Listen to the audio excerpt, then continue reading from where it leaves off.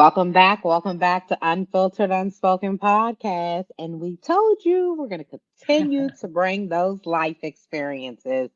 We have another wonderful guest, Miss Katie Kendall. She's going to tell you a little bit about herself. And then, as you know, City Sid is going to kick off that first question.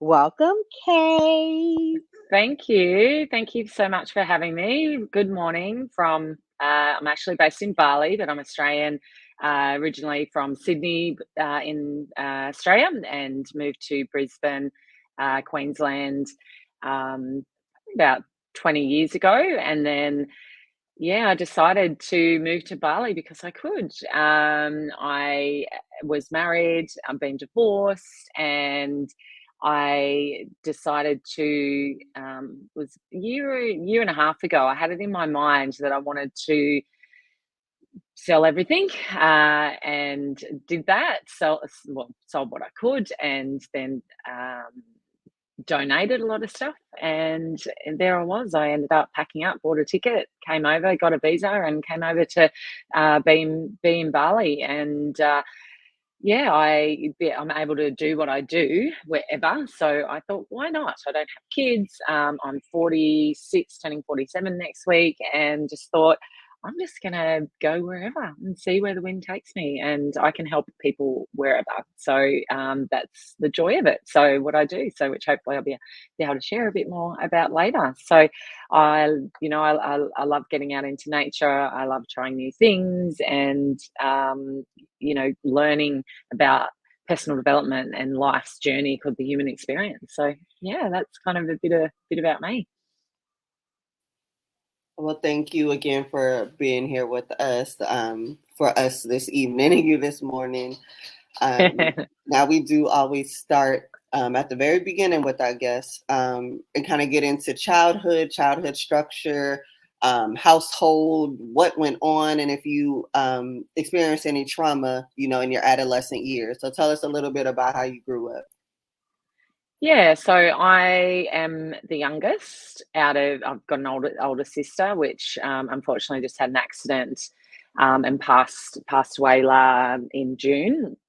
And we had a fairly what I feel was normal. We got all the things that we we wanted. Our parents did our best to be able to provide for the family. Dad was a builder, so he worked for himself, and Mum worked in banks. We grew up water skiing, which is where my sister actually had the accident, and just recently, and yeah, she's a couple of years older than me, just short of 50, and she left school a bit earlier than me. Like, she left at year 10, but I stayed on with school. I was quite as a kid, I did more things first before she did. She was quite shy, where I was kind of the one that, I'll do it. Like, and she'd push me forward, to be first, to actually do things. So I was quite confident in talking to people, and I wanted to get into everything. I was quite a tomboy growing up. I loved my sports. I don't have a lot of memories. Like, I find that I kind of get to a certain kind of age where I don't remember a lot of things. So if Mum tells me, or my sister used to tell me, or Dad will mention something, I'll remember it, but then I'll be like, is that from a photo? Do I remember the photo, or do I actually remember that my actual self as a young kid? Yeah, it's quite interesting, where some people I know can remember lots and lots of things as a young kid. But I feel that I had a fairly good experience as a kid, where I feel that my sister had maybe a totally different experience to what I had. Mum and Dad did their best as parents, that I believe, although there was a fair bit of fighting in Dad used to drink a bit, and so they would battle. We'd go somewhere, we'd come back, and I just remember them fighting. So anger was an interesting emotion for me that I wasn't that, I didn't have that great a relationship. I was always pushing it away, that I'm not angry, or I didn't just, if people were angry around me, I kind of cringe. So I feel that I did do a fair bit of work to try and work out what, was that a fear? Was I scared? I don't recall, being a really, really traumatic experience, but there was some trauma there, if that makes sense, because I had a reaction to anger with other people. And also when I'd go back into that family unit and that family environment, I would feel they'd, still as an adult, they do still raise their voice when they talk to each other, which now I've worked through that's theirs, not mine. Although before it was very interesting, because I'd be like, oh, even as an adult. So, I've gone through some, healing around that, of what is that. And I just realized that that's how they communicate with each other, and that's what their learned behavior has been, how they speak, because I still do it now. So, I was into sports, and I was always into team playing stuff. I'd give everything a go as a kid. And I wasn't much of I had dolls and all those kind of things, but I didn't really have, I wasn't a prissy kind of dressing up. I dressed up, but I wouldn't, even into my teens, I was always wearing, baggy kind of clothes, and I was always concerned about my weight as somewhere. I don't know where it, kind of stemmed from and where it started, but in high school was where I, started to have the body image, body image problems, and thinking that I was really fat at school, and I wasn't the pretty one. My girlfriends were all the pretty ones. They'd get the boys, I wouldn't, that kind of stuff. I was always the mate. So, I just felt like I was always never, I created this story and belief that I was not good enough and pretty enough, where all my friends were the pretty ones. And it was interesting when I turned, I think it was our 40th, actually, all of our friends were having their parties and whatever. So I collected all our photos, and put collages and stuff together, and I always felt like I was a massive one in the photos. It was interesting when I put them together. I was like, wow, I don't look any different to them. Like, we all had the hair, the crazy hair we all had, but the crazy out, whatever, silly stuff we used to wear. And we always, I looked and I was like, I wasn't fatter than them. I wasn't, like, I looked just as like a young girl as they did, So it was really interesting how I'd created this belief of how I was seen at that age. And when I looked through different lenses, only, in my 40s or late 30s, was like, I don't look any different. Like, where did I learn that? So, there's so many, it just, shows the beliefs and the stories that we keep repeating over and over. And I obviously did that all the way through my teens, that, oh, the boys won't like me. And, it's just really, us humans are very fascinating as what we start to believe. And, they're kind of things that have led me to, do what I do today, and help, people, help navigate their way through those beliefs and those stories. Where did that learned behavior come from? And their relationship with themselves, and how they see themselves through the lenses that they're looking through. So, yeah. Mm-hmm. So, whoa. So you have I can go from any angle, but I'm going to start here. So, do you think that some of the insecurities, I guess, the anger, the emotion that would create insecurity, so I want to say that correctly, do you think that streamed from the fighting and the drinking from your childhood, leaving and then going into school? I'm kind of, I mean, it possibly could. That hasn't come up for me in my exploration of that part of, kind of my life. My sister was always, and I don't really know if that kind of stemmed in it too, but my sister was actually, I always thought she was, because she was a very girly girl, and she was really good at dancing. She had a good voice. She was very academic and all that kind of stuff. So I never felt we were in competition at all. Like, I always just like, oh, my sister, I always looked up to her, which is interesting. Her relationship with me was a lot different. And her relationship more with me was the jealousy with me, which came out as, the separation between her and our later years. But back on to, your direct question around that. It could have possibly. I haven't, as I said, I haven't stemmed back to whether that is, impacted my confidence or anything like that.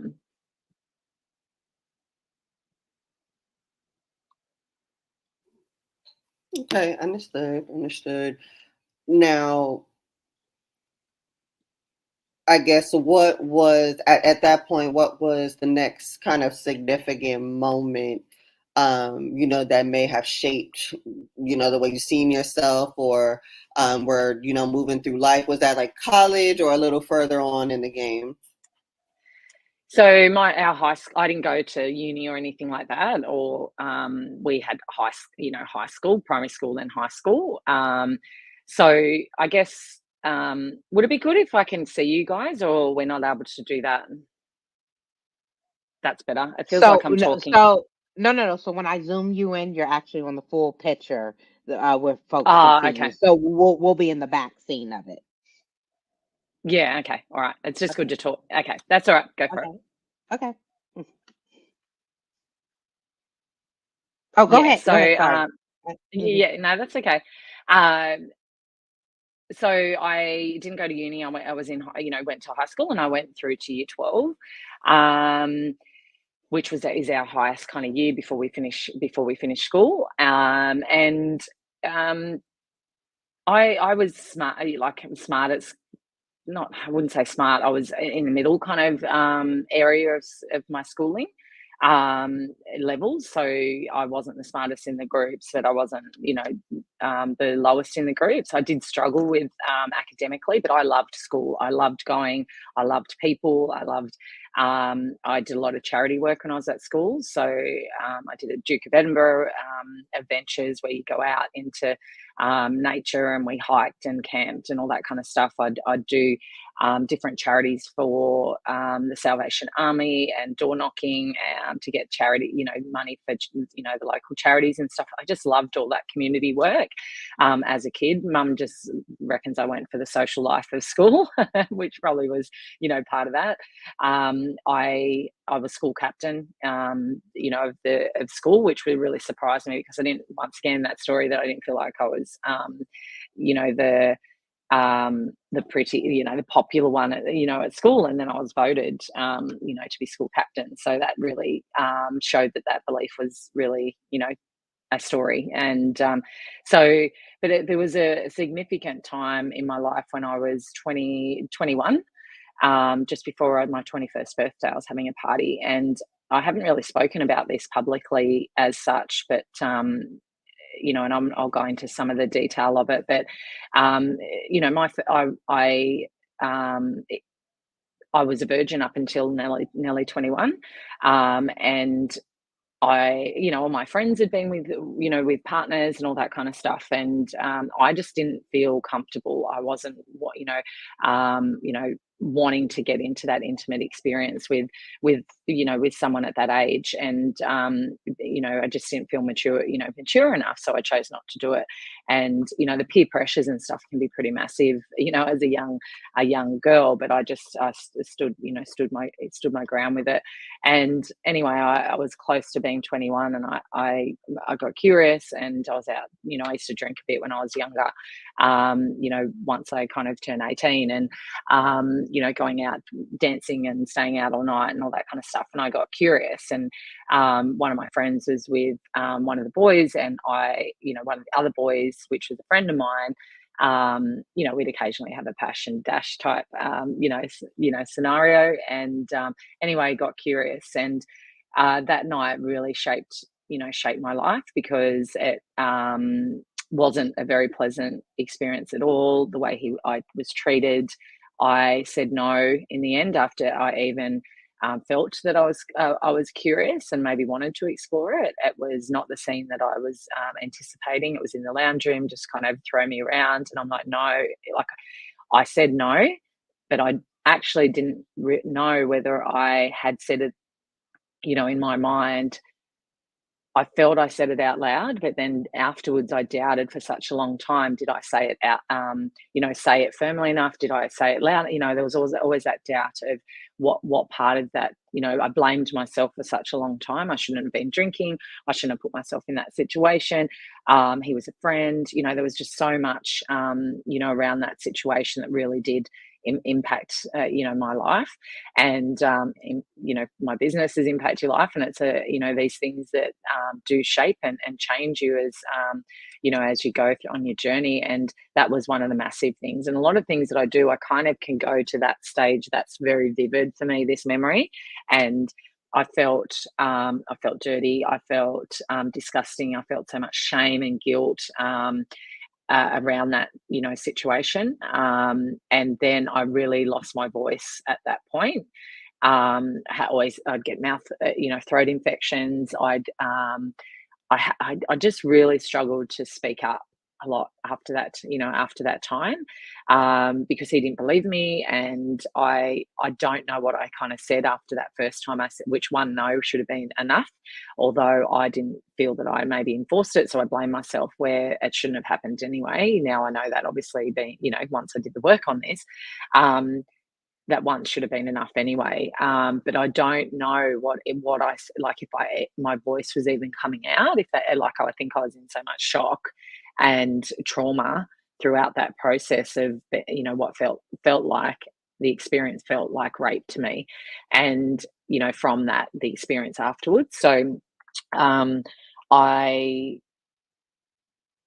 just kind of went into a shell for a lot. I was faking it, so to speak. I actually went back to try and mend things. I went back to him to see if I could, try again, to see whether that was just how it was meant to be at that, your first time. And which was really strange for me, that I actually went back to that terrible experience and, wanted to try. It was like I was trying to maybe fix that pain that I was going through, and that feeling that I had, and the disrespect. Like, I just felt so disrespected and so hurt and betrayed, and how I felt about my body, kind of after that. And I wasn't confident in my body as it was around that kind of period anyway. Felt like I was chubby and all that kind of stuff. So yeah, it was really like that was a very significant, it affected other interactions after that. I went back, and that didn't fix the problem. Obviously, it made it, kind of worse, and felt just dirty and gross, and didn't like my body and how I felt about the whole thing. I don't know how I imagined it would be, but I definitely didn't imagine it, to be like that. So, and then I guess after, after that, I didn't really know. I just pushed it down. I pushed it away, but I'd cry at the top of the hat type thing. Something had happened, and I'd, get emotional about it and all that kind of stuff. So I kept it to myself for a long time. And then I did end up breaking down, I think, one night when I went out and shared it with a friend. So that kind of, did help. And then, I never spoke to mum about it, never spoke to my family about it, because I had a lot of shame and around it. And, then it was kind of in my I got married when I was about 25, and it did impact my relationship, because I didn't want to be intimate, and, I didn't want to, if I did, I'd do it as a chore, kind of a chore, which was horrible for both parties. That wasn't fair on him. I would shower straight away afterwards, because I just felt really dirty and gross. And, but I knew that's what you do as a partner. You got to, but I tried to stretch it out as far as possible. If you ever touch me, I always felt that, it's going to lead to that. So I just, I try and stay away from being touched and, having that intimacy or anything like that, because I just didn't want to go that next step, So yeah, that kind of was that kind of stage, which was a big part in my, in my life through that. And then I started, I spoke to my husband about it, which, he said that, oh, you need to get that, you need to get that kind of fixed. But it was also our relationship was, you know, I worked out later on that it was really our connection and our relationship. I was so young, I didn't really know, because I'd had that experience before. I didn't know what that intimacy, what sex was meant to feel like, and what that all looked like, so to speak. So yeah, so that's kind of, you know, impacted, you know, that journey with my marriage, which I then we were married for, we were together 2 years, married for 5 years, and then we ended up parting ways. So that yeah, I went on the journey of trying to work out what that felt, what was that experience for me. You know, it was rape really for me, and that's how it, you know, I didn't want to ever label it because he was my friend. You know, what I felt was my friend at the time. It was interesting. Mum shared a photo with me, which she didn't know about this, but she shared a photo that she found ages ago, you know, a while back, and it would bring things up for me when I'd see stuff or hear about him or whatever for a long period. And then when Mum sent me this photo, and we were just so young, and it was around the time that this experience happened, and Mum sent me the photo, and I just looked at it like, oh wow, we were just kids, you know. And I didn't have any hate, you know, not that I ever hated him, but I was like, why did you do that to me? Like, why would you have treated me like that? You were my friend. That's why I felt I could trust him, and why I got curious with someone that I thought that I was maybe going to be safe with, you know. And yeah, it was interesting when seeing that photo that I'd done a lot of healing around it, and that I was like, I kind of forgived him and myself for, we were just kids, really. Like, we were young adults navigating our way through life. And I'm sure if he knew that deep down what that was for me, he would be horrified, you know, which I never said anything, of course, you know. Blamed myself for the whole experience, you know. And I think a lot of victims do blame themselves. So I want to go back just a little bit, because um, it's almost a reverse, and we try to bring awareness to those that are impacted or going through, so that they can look at you and say, you know what, I went through that, I'm going through that, and her testimony is helping me in areas that I'm struggling. And um, you were violated at 21, and then you went back to your abuser. Can you just tell us a little bit, like, what that was like? Like, why did you really feel as though that you should have went back to your abuser? And what would you say to a woman going through that so she doesn't go back? Do that. Yeah. What I can, you know, kind of remember and think that would have been going through my mind, as I kind of touched on a little bit before, was I felt like I wanted to, like, because when women are blaming themselves for, you know, being in that situation, or allowing, because I think it's a lot of forgiveness. Like, I had to forgive myself for putting myself in that situation, or you know, we go through the processes of healing to forgive the other parties. Although when I ask my clients, and I ask myself, have I actually forgiven myself? And so, what am I forgiving myself for? You know, that happened to me, but it's like, well, I actually need to forgive myself for being in that situation, for making you know, the mistakes that I maybe made, the role that I played, the for how I'm feeling, like, and you know, sometimes we blame ourselves for you know, having these situations occur, and that it's our fault, but we need to forgive ourselves, I think.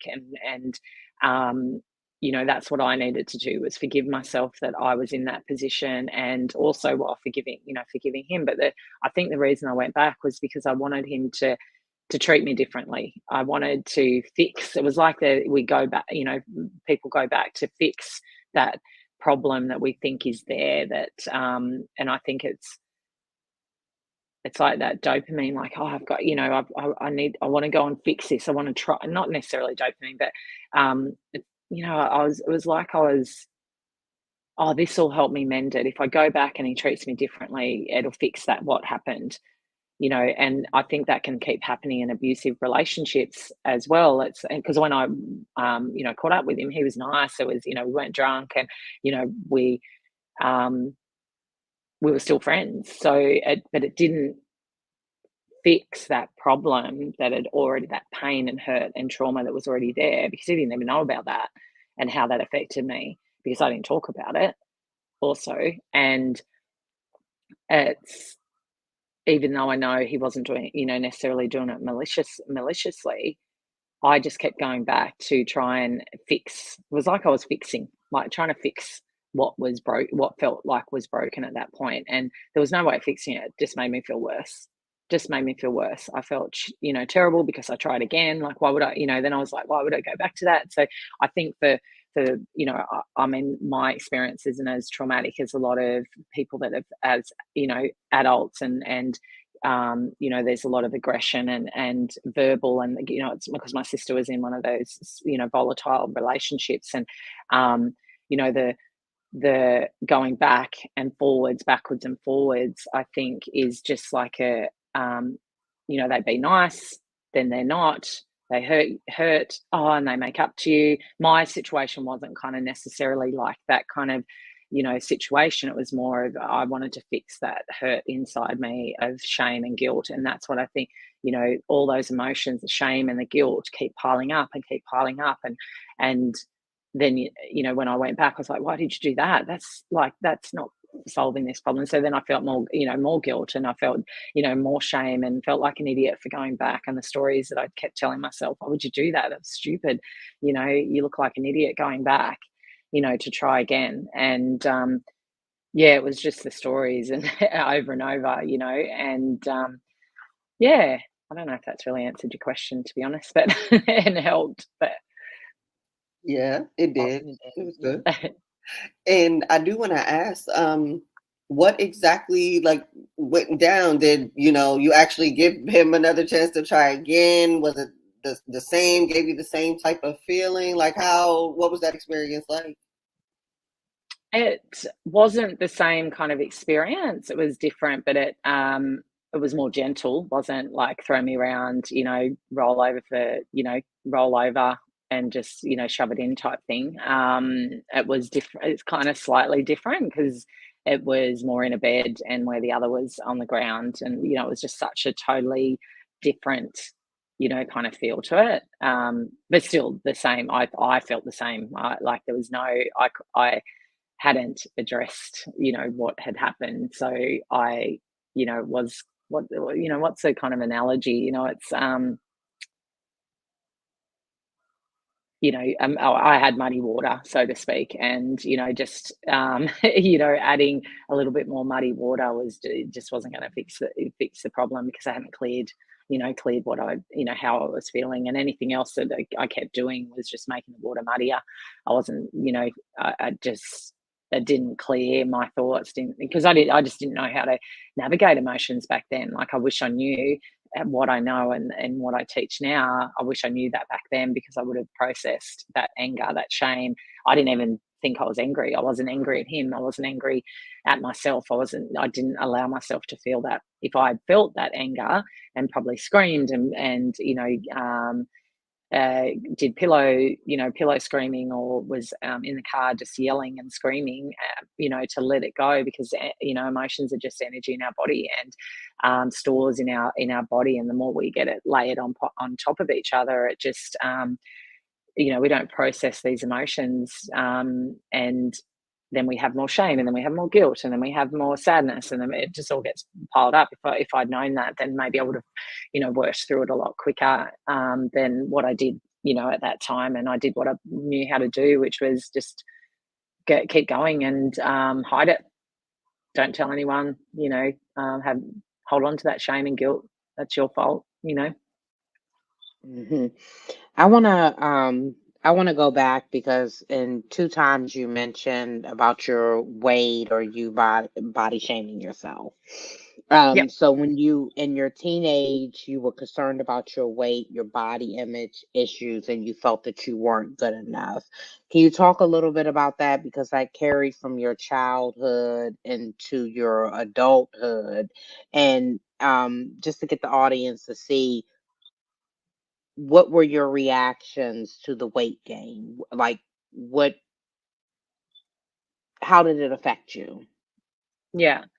I don't know where it stemmed from, where I started the whole that I was, fat or chubby or whatever. And I was never massive or anything like that. I was, but I don't know. I just, felt that was, I just, yeah, I just didn't look the same as the other girls for some reason. I don't know where they're maybe there was a boy that rejected me and maybe dated my girlfriend. So I created this story, around that. Oh, well, I must not be, attractive enough. I must be too fat. I had a big bum.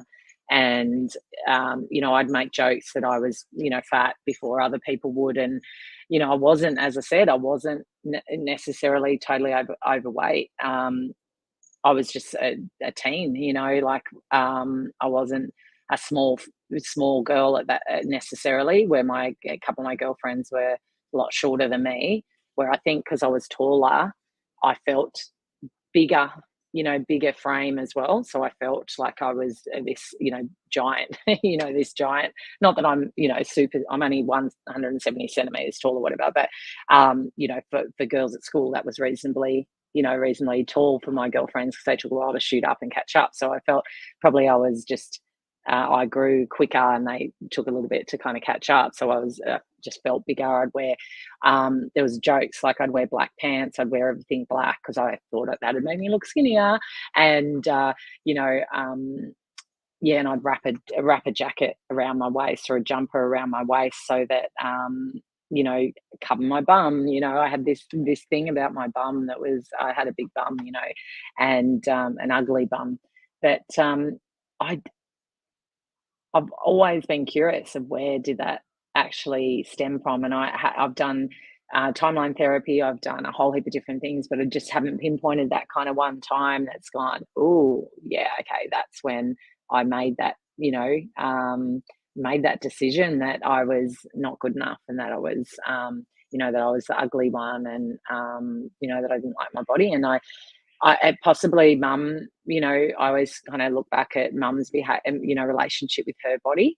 And she was doing all the diets and, she was Weight Watchers, Scale Style diets, soup diets. I remember doing all those kind of things as a kid. So at the younger ages. So seeing mum do it.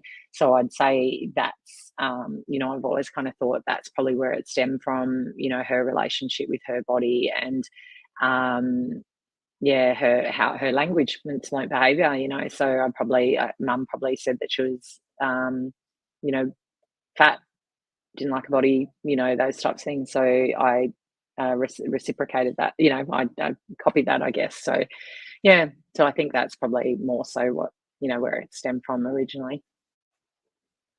But she'd be horrified if if I told her that, that's where it kind of came from. But yeah, it definitely would probably be, hard to hear or accept anyway, but yeah, that's a whole nother story. Yeah, exactly. Trying to lead others down the healing journey and bring up spots that you moved past and they are not receiving to it. That happens a lot. Absolutely. Yeah. Absolutely. Yes. So yeah, I just kind of went on my own diet journey. I'd do all the diets. I wanted to do challenges. I wanted to do everything. And I'd lose the weight, and then I'd gain it back and some, and it just was a real journey of just trying to get my body into a shape that I, would like. And even when I was, lean and slim and whatever, I then look in the mirror and still have critical views on myself, and which I found really fascinating. People, and I found, and I think this was because of the incident I had, I would find that when I got to a stage where people would start to notice me and see me, as in seeing like, oh, you look amazing, like you look really fit. I was doing, different sports and I was training and I was looking really lean and fit. And as soon as that had happened, I'd go and I'd end up my eating behaviors would change because I was like, oh, I don't want to be seen and I don't want to then look like an object of,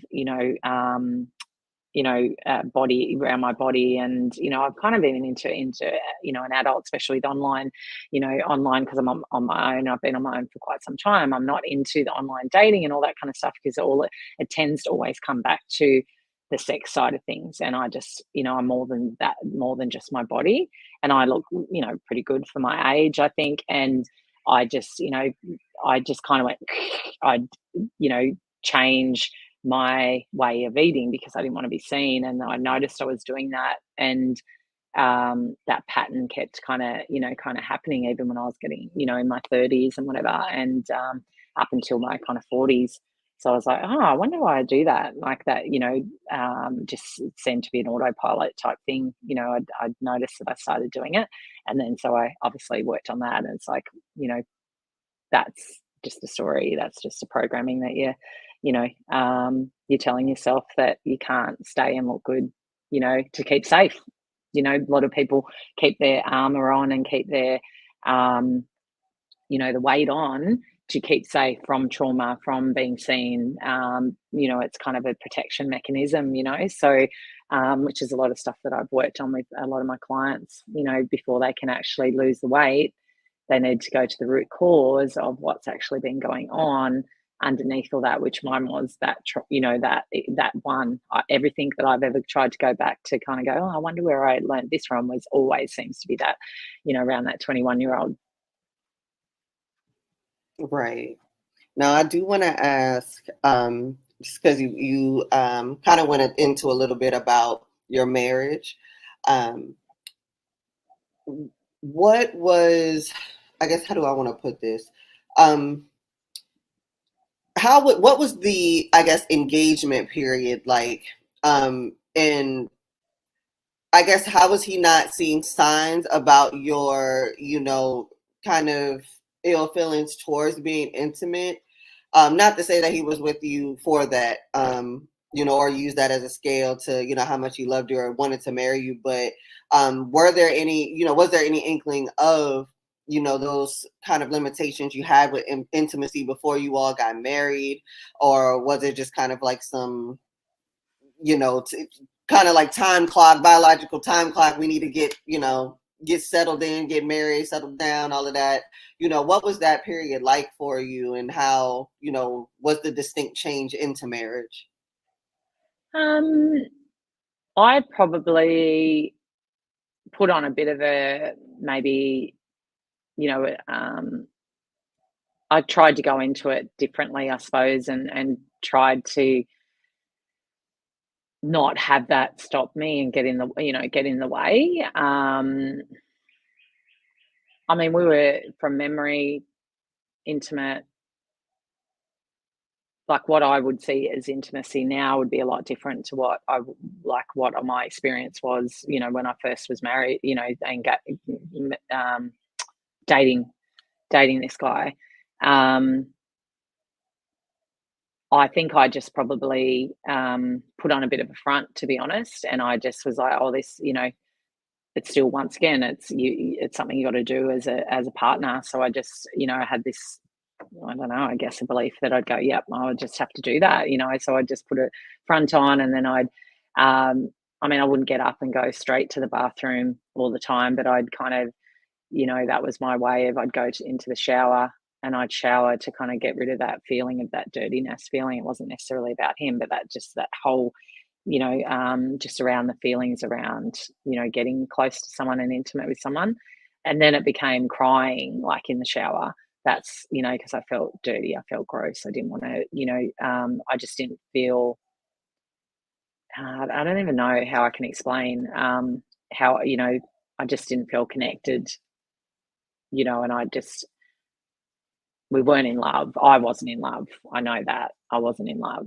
I loved him, but I wasn't in love because I didn't really know what that was, to be honest.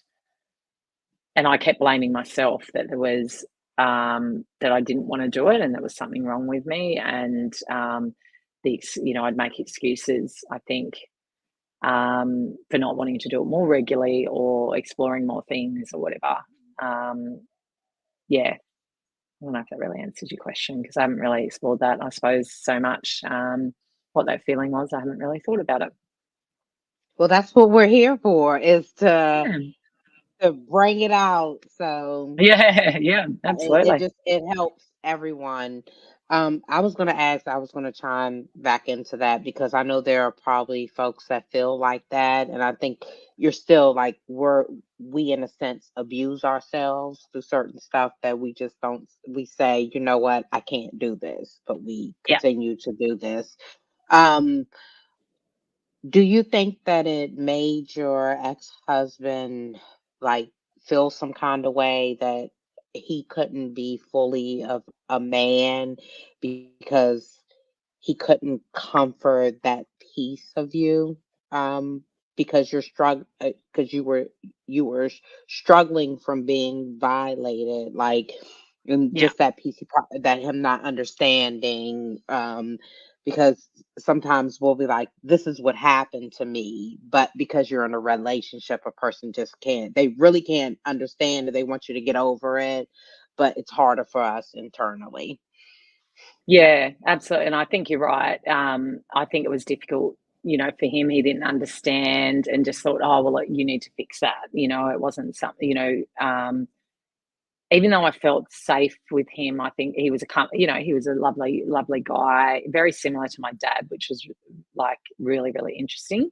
They say you marry your father, which, yeah, I think he just thought that it was something I need to go get help for, and was supportive with that. And then it was probably my body, I was not confident with my body either. So I, wanted to be in the dark, and I would, so it kind of, I think it probably felt hard for him to even know what to do with me to help me to feel safe, or to have me feel, even though he was very complimentary and, he did his best in that area, I just didn't want to hear it. Like, it was, I just wasn't open to actually hear it anyway, and I don't, yeah, I think probably because of the the relationship anyway, I just don't know whether he was going to be that one that was going to be able to have me feel that way. Hence why we didn't stay together anyway. So Understood. yeah. Now, what was the, I guess, significant moment, or I guess the spark of the idea of, the path to empowering women and impact your life? How did you, get to that phase in your life? Yeah, so after my husband, and then I met I was working in the corporate world, and I met another fella, which I'm very, very fond of. I actually felt love, and I felt um, I'd done a lot of work prior, after my husband, and before him, so I felt like a different person. It was, I actually was in love, and I just felt so connected with this guy. And I was working in recruitment. I was, earning really good money, and I was just done. I was like, he ended up leaving unexpectedly, and I'm very shocked. Like, that's where my next part of my journey really started. It took me quite a long time to get over him, because the rug felt like it was pulled from underneath me. He was, wanting to marry me, and I didn't even know if I wanted to get married again, but I was considering it because I was, I felt that things felt so different with him, and he'd got me to love my body. He'd take me shopping, and he goes, "You've got an amazing body. Let's, wear this dress, like, and try this dress on, please." And I'd be like, "Oh, it's too tight, or it's not gonna like." And I'd put it on, and it would look really good on me. And he just helped me to feel so sexy and confident within my body, as well as in the bedroom as well. And yeah, so when he left, he had his own trauma that kind of came up. His mate died, and he just shut down, and there was a few different things that kind of happened, and he just left. And overnight, pretty much, he came back from work and was gone. And that kind of started my journey of, I was in my career, and I just felt lost. I was like, what am I doing? What's the purpose of life? Why, I'm not, this is not what I'm here for. It was a real kind of crossroads for me. And I studied to be a personal trainer, really for my own interest at first, because everyone kept asking me to train them. And I was like, no, I'm not qualified. And, so I used that energy and emotions I was going through. I probably should have maybe gone into doing some other stuff at the time and just taken some time to grieve and whatever. But I went into my personal training. I did the certification, and then I took a leap of faith and left my job, and then started my business journey. And it's been a rocky road, up and down, and a lot of the, some of the stuff that I hadn't dealt with before that, I hadn't dealt with, came up through the business journey.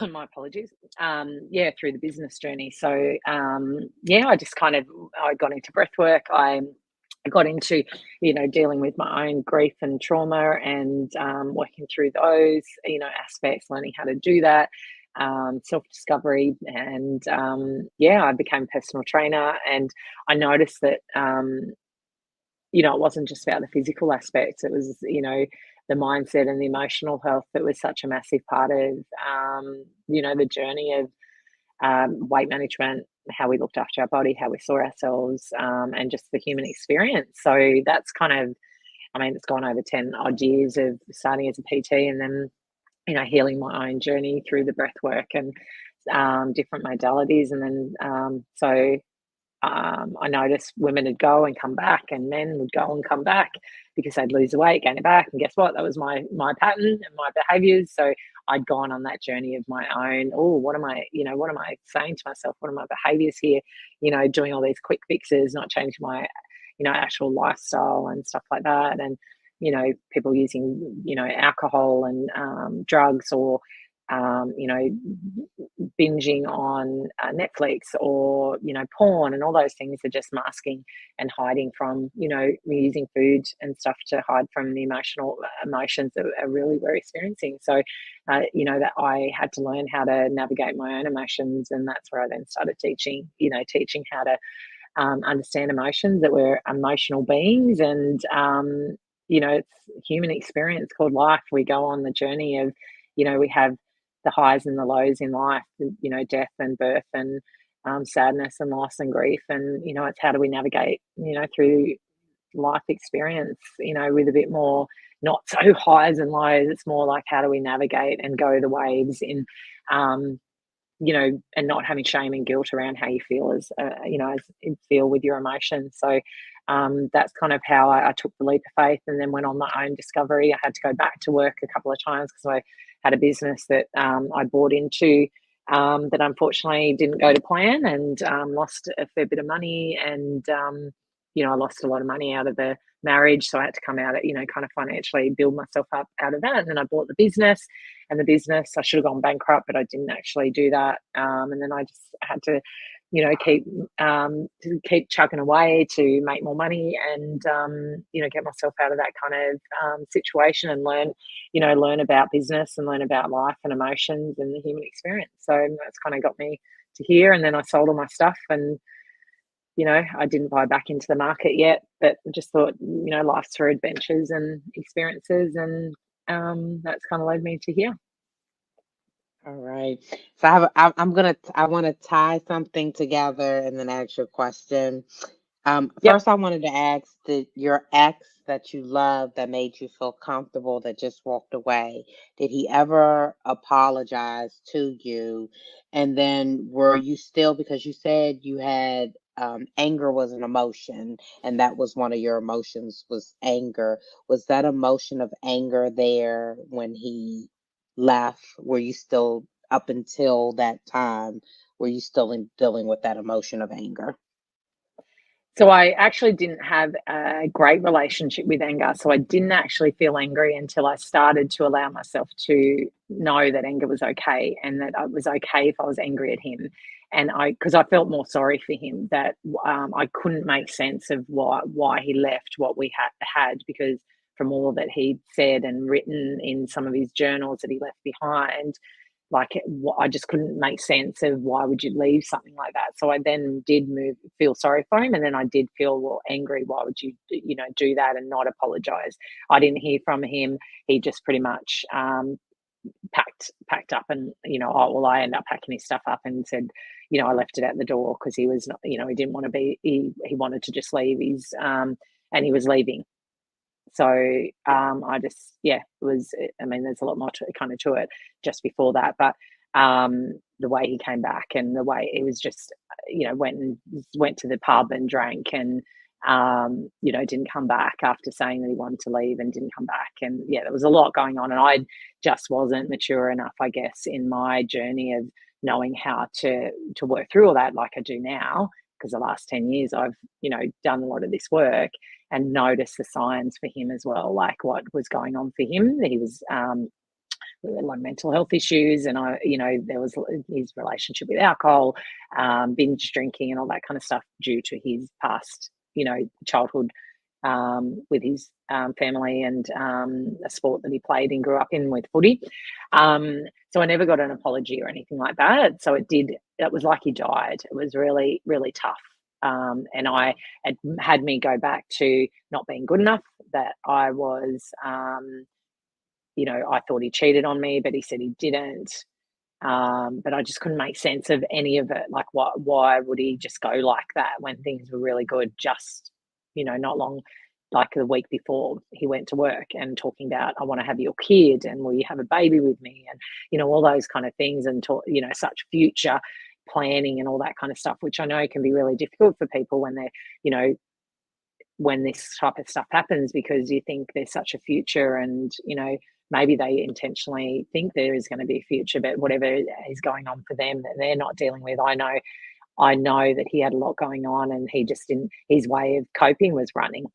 Like he would run from things, instead of just, working through it and talking about it, where if he, because he lost a mate while he was away at work, that obviously brought some stuff up of where he was at with his life. And I think he was masking a lot of things with me because he wanted, because there was things that I didn't smoke, I didn't, I didn't really drink.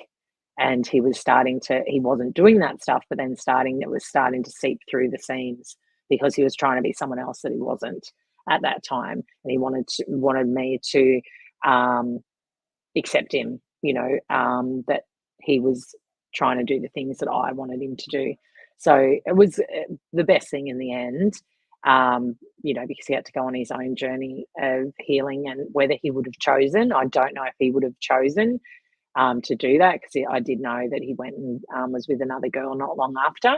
I did see that he'd gone and met another girl. So he was a very charismatic, good-looking guy. So it wouldn't have been hard for him to go and jump in. I think he has a bit of a dopamine kind of, going to get the next kind of, it's easier to go run to something else. And even his mum was shocked when he left, because he thought she had seen that things were totally different, with him and I compared to his other relationships. So she was really shocked. So it wasn't like I had kind of had my head in the sand, not seeing the signs. I thought maybe there was some signs that maybe I was missing. After looking back now, as I've gotten, older and gone on my own journey, I did see some, signs myself that now looking back, which I didn't see kind of back then, that, would have probably kept rearing up over time if it wasn't, dealt with, his own mental health and stuff like that. So, so that's kind of, then I went on my own journey of learning what are our emotions and how do we understand our emotions around confidence and self-esteem and body love and, loving what we see in the mirror pretty much. And we're not going to love all of it all the time. And it's about nurturing that part of us as, that little girl that's scared, or that little girl that felt like she wasn't good enough. It's like, give that little part of you a little hug, because it's all part of us, and not, I think we try to separate too much where it's all part of us. So how can we love on that part of us and go, yeah, I'm scared too. I'm still scared, So I think that just is really, kind of method has helped me to go, that's part of me. And how do we love on each other to go, yeah, we're scared on this journey together, going, because fear stops us from doing so many different things, right? In fear of, what if this happens, what if that happens? And there's so much anxiety and depression. Anxiety of the future, is really emotions around the future, the unknown, the worry. So many people are worrying about what they can't change and what they can't do anything necessarily about, apart from being present and, work on what you can work on now to maybe, not have the things in the future pan out how maybe you don't want them to pan out. But if you do the things here and just be as present as possible, you're not going to have that anxiety about things that, we can't predict, and what's the use of worrying? Because you can worry for a year, you can worry for 6 months about something that may never happen. And I say that to clients. They're like, I'm really worried about, I'm anxious about this. And it's like, well, has it even happened? What's the likelihood of it happening? And we kind of navigate through it. And then, I say, oh, how did you go with that worry? And they're like, oh, yeah, it didn't happen. Funny that.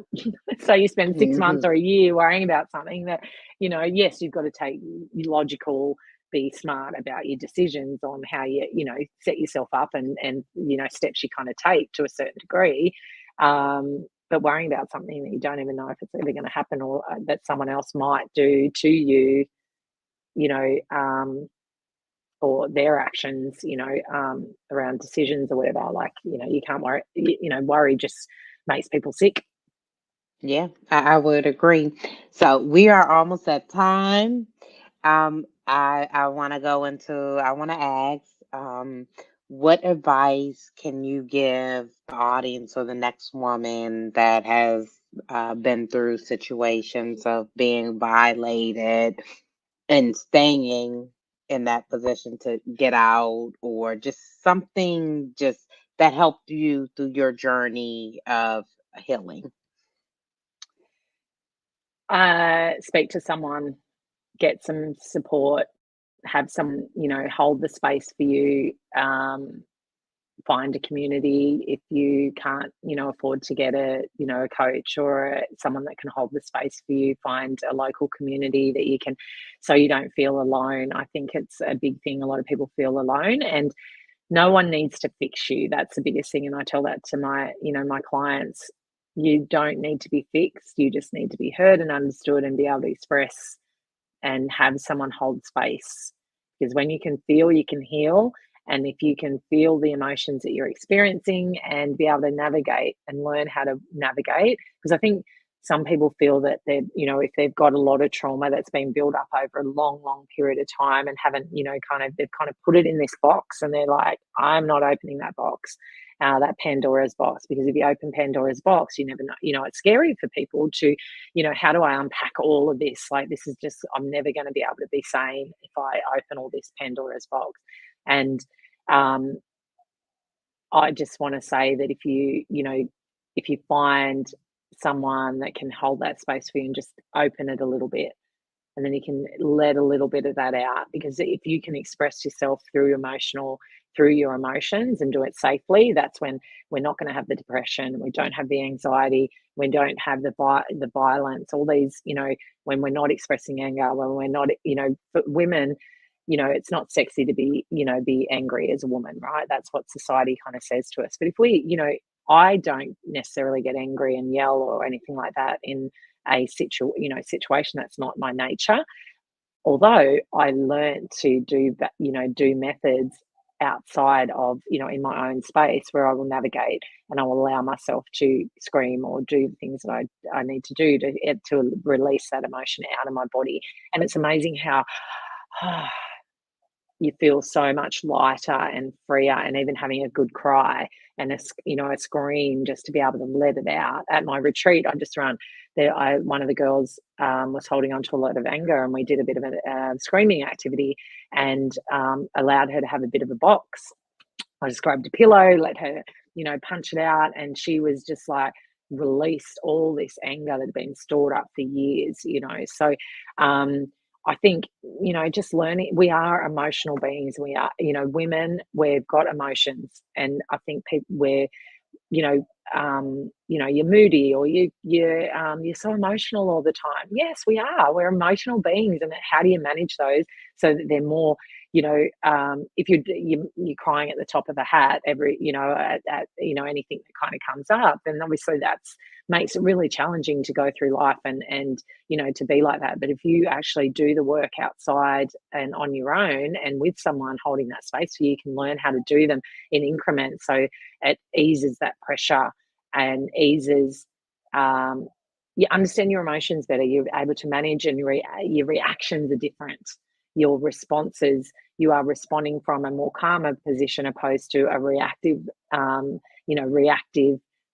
situation, because you're heightened with such, so many emotions build up. And that's where, we say things that we don't mean, or we react in a way and then shame yourself because you behave like a child, and, throw your toys out of the pram and just behave in ways that you don't really want to behave in. And then you shame and guilt yourself for behaving in those ways. Same with eating. Women that go on their weight loss and weight management journey, they have all these emotions. They go and eat their emotions away, then come back and go, now I've friggin' stuffed everything, and I'm now, I'm such an idiot. Why did I do that? Shame yourself, guilt yourself, which is actually those emotions are, having all those extra emotions and putting more pressure on than the actual food. If you just actually enjoyed what you ate and just manage and make some lifestyle changes, and the emotions attached to why you're going to food as comfort, then you can actually work your way through, what the relationship is with your body and with your emotions. So we are emotional beings, and we're going on the human experience called life. So feeling is healing. I'm sorry about that. Thank you so much again for joining us this evening. So we do like to take this time of what we call shameless plug. You see all of your information scrolling here down at the bottom. Take a few seconds to tell us about anything that you are interested in, anything you want to draw traffic to, the services you provide, where the people can contact you for your services if necessary, anything you want to shine a light on. You have the floor. Awesome. Thank you so much. I really appreciate, you having me here and sharing my journey and story, and I hope it does inspire people watching in. And so I do one-on-one coaching. So I do it all through Zoom wherever I am in the world, which I am in Bali at the moment. I do group coaching, so you can come and be around others, like-minded women, where you learn skills, how to navigate your emotions, how to understand your relationship with yourself, food, self-care, self-love, and breathwork. So I'm a breathwork practitioner. So you get to learn all these really cool skills to help you to go through life, and I hold that space, space for you to teach you how to meditate, to calm your nervous system down, work on skills to manage your stress levels and your anxiety. As I said before, so many people are having anxiety and the pressures of life and all that kind of stuff. So we're learning how to communicate and how to handle situations and react in different ways to get different outcomes. So if we want situations to be different, we need to change our reactions and our responses to certain situations that maybe we can't control and change. So what can we control? We control ourselves. So you come and learn how to do that. And also I have retreats next year in Bali. I just had my first one here in Bali, absolutely transformational, life-changing. The women just had the most amazing time. I've built these beautiful, beautiful friendships.